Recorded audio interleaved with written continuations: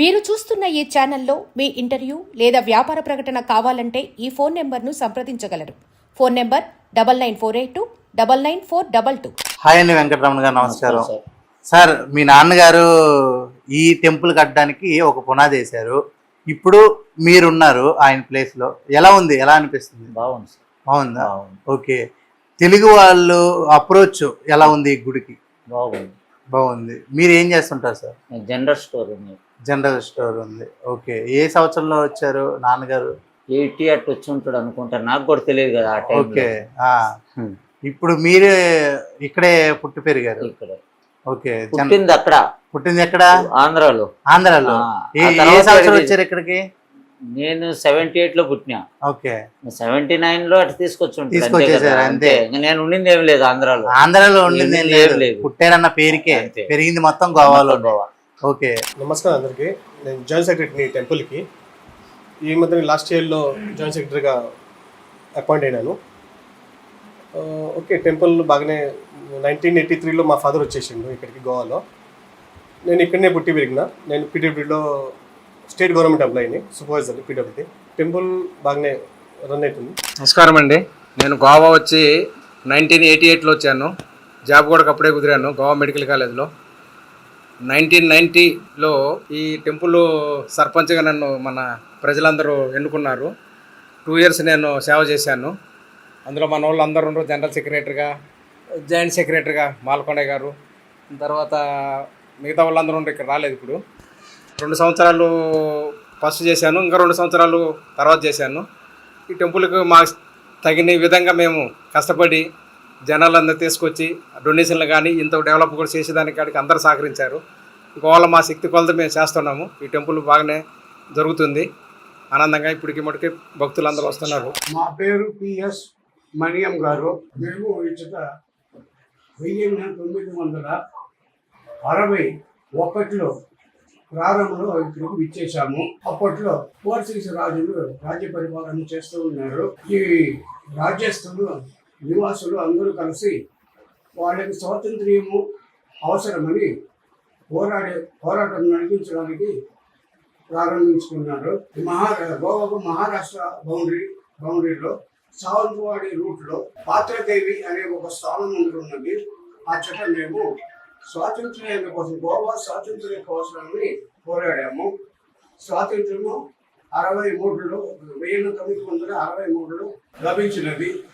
అటు పిమ్మట మళ్ళా మేము స్వార్థకంగా బెంగళూరు జన్మస్థలము మరియు నివాసులని ఈ చోట రెండవసారి 1968లో మరలా చేరుకున్నాము. అప్పట్లో మేము కుటుంబస్తులై దాంపత్య మూల్యంగా 2 భార్యాభర్తలు కలిసి ఈ చోట నివాసించడానికి ప్రారంభించాము. 1983 సంవత్సరమున ఈ చోట మన ఇలాకాకు అంటే కాన్స్టిట్యూయన్సీకి ఒక ఎమ్మెల్యే గారు ఉంటున్నారు, పదవిలో వచ్చి ఉన్నారు, డిప్యూటీ స్పీకర్ గా. అతని మూల్యంగా పునాది రాత్రి నిలబెట్టాము 1983లో. మరి ఆ మూల్యంగా మేము ఒక ఫౌండర్ అని పేరు పిలుచుకున్నాము. మాతో పాటు నెల్లూరు జిల్లా సింగారెడ్డిపల్లె నివాసుడైన మనతో ఉండి కాలం గడిచిన అతను స్వర్గీయుడుగా ఉండే అతను చెన్నయ్య, మావిళ్ళపన్నె చెన్నయ్య అనేటటువంటి ఒక వ్యక్తి మాతో పాటు స్నేహితులతో ఉంటున్నారు. అప్పట్లో అతను సంసారిగా ఉంటున్నారు. భక్తి మార్గము అతనికి పరిచయము, అనుభవం తక్కువగా ఉంటున్నది. మేము మా బాల్యం నుండే ఏ రాజ్యంలో ఎక్కడ జన్మించినా, ఎక్కడ నివసించినా మేము బాల్యకాలం నుండే మేము భక్తులుగా ప్రారంభమయ్యాము. అందుకని అతన్ని చల్లగా మెల్లగా భక్తి మార్గాన్ని తెచ్చుకున్నాము. భక్తుడయ్యాడు. కొంత సిరి సంపదలు అతను కలిగించారు. ఆ కలిగించిన పిమ్మట అతనికి ఐశ్వర్యం మీద ప్రేమ ఎక్కువైంది. భక్తుల మీద, దేవుళ్ళ మీద భక్తి ఎక్కువగా పెరగసాగింది.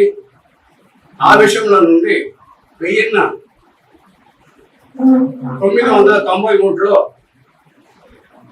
కార్తీక మాసం ఆంగ్లేయులో నవంబర్ మాసం అని చెప్పగా ఆ మాసంన 17వ తారీఖు మూర్తి ప్రతిష్టాపనం తిరుపతి నుండి శ్రీ వెంకటేశ్వర గోవిందరాజుని మూర్తిని తీసుకొచ్చి ఈ స్థలంలో మూర్తి ప్రతిష్టాపనం చేయించుకున్నాము.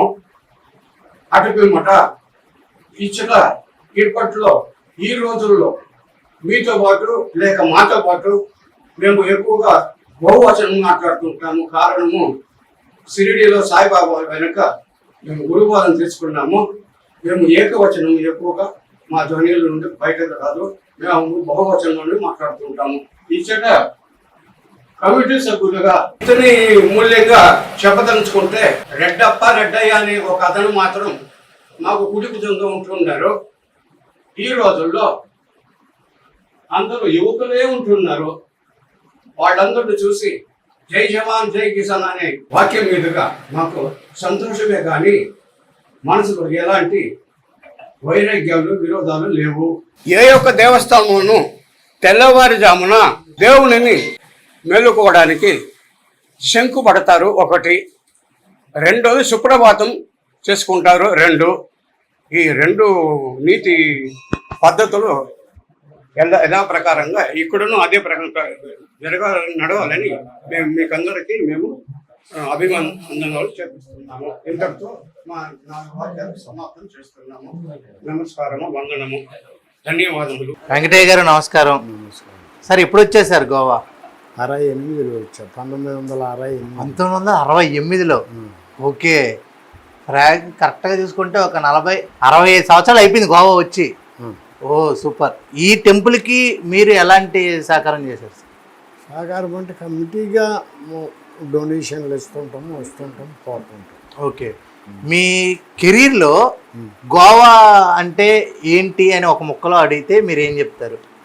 గోవా ఏముంది, బాగుంటుంది, ఇక్కడ ప్రశాంతంగా ఉంటుంది గోవా. ఈ దొంగతనాలు గింగతనాలు టైం జరగవు, ప్రశాంతంగా ఉంటుంది. పొల్యూషన్ గట్టా ఉండకుండా మంచి పొల్యూషన్ కూడా తక్కువ. ఓకే, మీరు చాలా సంవత్సరాలు ఉన్నారు కాబట్టి గోవాలో ఏ బిజినెస్ పెట్టుకుంటే బాగా రన్ అవుతుంది? నడుస్తూనే ఉండే బిజినెస్లు, ఏడేమీ ఇబ్బంది లేదు. ఓకే, అంటే ఏ బిజినెస్ పెడితే ఏ బిజినెస్ మీరు ఉంటుంది కదా, మీకు తెలిసింది కదా నార్మల్గా ఇన్ని సంవత్సరాలు దాంట్లో వస్తే ఇబ్బంది ఏమి లేదు. ఓకే, ఇక్కడ హెల్త్కి సంబంధించి చాలా బాగా చూస్తారని మాకు మెడికల్ కాలేజ్ ఉంది కదా. ఓకే, మెడికల్ కాలేజ్ ఉంది, అన్ని పర్ఫెక్ట్గా చూస్తారు, మంచి డాక్టర్లు ఉంటారు, బాగుంటుంది. ఓకే, మెడికల్గా గోవాకి చాలా బాగా సపోర్ట్. బయట స్టేట్ల నుంచి అంతా వస్తుంటారు. ఓకే, బయట నుంచి వచ్చి ఇక్కడ మనకి ఓకే తక్కువ రేటుకే వైద్యం మనకు లభిస్తుంది. ఏడేం కార్డులు, ఓటింగ్ కార్డులు అయి ఉంటే ఏం డబ్బులు కట్టాల్సిన పని లేదు, ఏం లేదు. Okay, free. అంటే గోవాలో ఆధార్ కార్డు అలాగే ఓటర్ కార్డు ఉంటే మనకి ఫ్రీయా? ఓ సూపర్. ఓకే, మీరు ఇక్కడ ఏం చేసేవారు సార్ గోవాలో? గోవాలో నేను క్యాటరింగ్ లైన్లో ఉన్న, ఆర్మీలో క్యాటరింగా? ఓ సూపర్. ఆర్మీ అంటే మంచి, అందుకనే ఫిట్గా ఉన్నారు. 80 కావచ్చింది. అదే 80 కావచ్చిన భలే ఎనర్జీగా ఉన్నారు. Super sir, thank you. నా పేరు అనంత్ మాలకొండ సార్. నేను 1984లో ఇక్కడికి వచ్చాను. ముందు టైలర్ పని చేస్తుండేవాడిని. తర్వాత ఇప్పుడు ఒక 15 సంవత్సరాల నుంచి సివిల్ కాంట్రాక్టర్ని, సివిల్ కన్స్ట్రక్షన్స్, బిల్డింగ్స్ మెయింటెనెన్స్ ఇవన్నీ చేస్తుంటాను. ఇక్కడ ముందు కూడా నేను జాయింట్ సెక్రటరీగా ఉన్నాను మందిరంలో. అప్పటి నుంచి కూడా మేము మందిరానికి వస్తూ పోతూ మీటింగ్లు అన్నీ చేసుకుంటూ బాగానే నడుపుతుంటాం. కమిటీలు 2 సంవత్సరాలు ఒకసారి మారుతూ ఉంటారు, ఆ విధంగా నడుస్తుంది. Thank you sir. అందరికి నమస్కారములు. నా పేరు పిడుగు శ్రీరాములు. నేను గోవాకు 1983లో వచ్చాను మే నెలలో. అప్పటి నుంచి గోవా స్టేట్ గవర్నమెంట్లో జాబ్ చేశాను, పీడబ్ల్యూడీలో సూపర్వైజర్గా. నిన్న 2024 రిటైర్డ్ అయ్యాను. ఈ టెంపుల్కు 91 నుంచి టెంపుల్లో ఒక సేవకుడిగా ఒక మెంబర్ కమిటీ, మా పోండ తరపించి ఒక కమిటీ ఉన్నది. మా సుబ్బరాయుడు మామగారు వాళ్ళందరూ రన్ చేస్తున్నారు. ఆ కమిటీలో ఒక మెంబర్గా ఉన్నాను.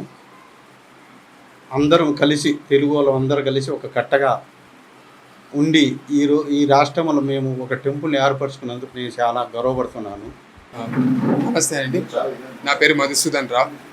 నేను లాస్ట్ ఇయర్ 24 నుంచి ఇక్కడ మెంబర్గా జాయిన్ అయ్యాను రీసెంట్గానే. సో ఇంతకు ముందు నుంచి మా నాన్న వాళ్ళు కూడా ఆల్రెడీ ఈ టెంపుల్కి మెంబర్గా ఉన్నారు. ఇప్పుడు మా అన్న కూడా ఇక్కడ జాయింట్ సెక్రటరీగా ఉన్నాడు టెంపుల్కి. ఇంతకు ముందు నుంచి బాగా అందరూ కలిసిమెలిసి బాగా బ్రహ్మోత్సవం అవన్నీ జరుపుతూ వచ్చారు. మేము చిన్నప్పటి నుంచి ఈ టెంపుల్కి చాలా వచ్చేవాళ్ళం అనమాట. బ్రహ్మోత్సవం కానీ ఏదైనా నార్మల్ పూజ ఉన్నా కూడా ఇక్కడ నార్మల్ పూజలు కూడా బాగా జరుపుతారు. హాయ్ అండి, మూర్తి లక్ష్మణరావు గారు, నమస్కారం. Nice to meet you. ఈ గుడికి మీరంటూ ఏం సేవ చేశారు? మేమంటూ సేవ చేయడం చెప్పుకోవడం కన్నా మా సీనియర్స్ ఉన్నారు కదా, ఓకే, ముందు ఎవరు అంటారు ఏదైనా ఒక స్టోన్ వేస్తే దాన్ని కాపాడుకుంటా రావాలి అని ఒక సంకల్పంతో పెద్దలు వాళ్ళు గోవా వచ్చారు, ఏదో జీవనాధారం కోసం బ్రతుకుదెరువు కోసం వచ్చారు, కానీ భక్తి మార్గం అనేది విడనాడలేదు వాళ్ళు. ఓకే, అయితే 1989లో ఈ గుడిని స్థాపించారు. అందరూ కలుసుకొని ఒక యూనిటీగా. ఇక్కడ north Goa and south Goa అని 2 డిస్టిక్లు ఉన్నాయి గోవాలో. సో ఈ 2 డిస్టిక్లలో వేరు ప్రదేశాలలో వాళ్ళు ఇక్కడికి వచ్చి కష్టపడి ఏదో జీవనాధారం కోసం జాబులలో ఉన్నారు, కాంట్రాక్ట్లు ఉన్నారు, వాళ్ళ పొజిషన్లో బాగానే ఉన్నారు. అయినా తిరుపతి బాలాజీ దేవుణ్ణి మన ఒక కులదైవంగాను మన ఇష్టదైవంగాను భావిస్తూ ఒక తెలుగు వాళ్ళకు ఒక గుడి ఉండాలి అని ఒక నేపథ్యం, ఒక ఉద్దేశంతో ఒక చిన్న స్థలంలోనే వాళ్ళు ఏర్పరచుకొని ఒక యూనిటీగా ప్రతి సంవత్సరము ఏవో ఒక 5,000 నుంచి 10,000 వరకు బ్రహ్మోత్సవాలలో ఇక్కడ జనాలు వస్తుంటారు. 3 days మనం హైదరాబాద్ నుంచి పండితులను పిలుచుకొస్తాము, పే చేసుకొని వాళ్ళు ఇక్కడ వచ్చి అంకురార్పణ, కళ్యాణము, 3 రోజులు ప్రోగ్రాములు చాలా మంచిగా జరుగుతాయి అన్నమాట. సో అందులో మా యూత్ పాల్గొనడం అనేది మా అదృష్టం. మెయిన్ వచ్చేసి ఇక్కడ ఉండే మేనేజింగ్ కమిటీ వాళ్ళకి చాలా థ్యాంక్స్ చెప్పుకోవాలి. ఎందుకంటే ఇక్కడి నుంచి 25 కిలోమీటర్ నుంచి 35 కిలోమీటర్ దూరంలో ఉన్నా కానీ గుడి ఖచ్చితంగా వస్తారు వాళ్ళు. ఓకే, మీటింగ్ ఉన్నా, ఏదైనా ప్రాబ్లం ఉన్నా, ఏదైనా డెవలప్ చేయాలన్నా కానీ అది ఒక టైం తీసుకొని వచ్చేసి దేవుణ్ణి మనం ఒక తెలుగు దేవస్థానం అనేది ఇక్కడ ఉంది అని వాళ్ళు చేస్తారు. కంపల్సరీ మర్చిపోకుండా మీటింగ్స్ అప్పుడు ప్రతి శనివారం వచ్చి పూజ తీసుకొస్తారు. తర్వాత వాళ్ళంటే యూత్ని తీసుకొస్తున్నారు, అది ప్లస్ పాయింట్ అన్నమాట. ఓకే, అదే వాళ్ళ తరం తర్వాత ఇంకొక తరం బ్యాక్ సైడ్ ఉండాలి, బ్యాక్ సైడ్ ఉండాలి, జరుగుతూ ఉండాలి ముందుకు అనేది యూత్ని తీసుకురావడం అనేది ఒక యూత్ కూడా ముందుకు వస్తున్నారు, చేస్తున్నారు. ఇలా కొనసాగాలని ఇంకా దేవుడికి కోరుకుంటున్నాం, మేము కూడా కోరుకున్నాం. Thank you so much sir. నమస్కారం.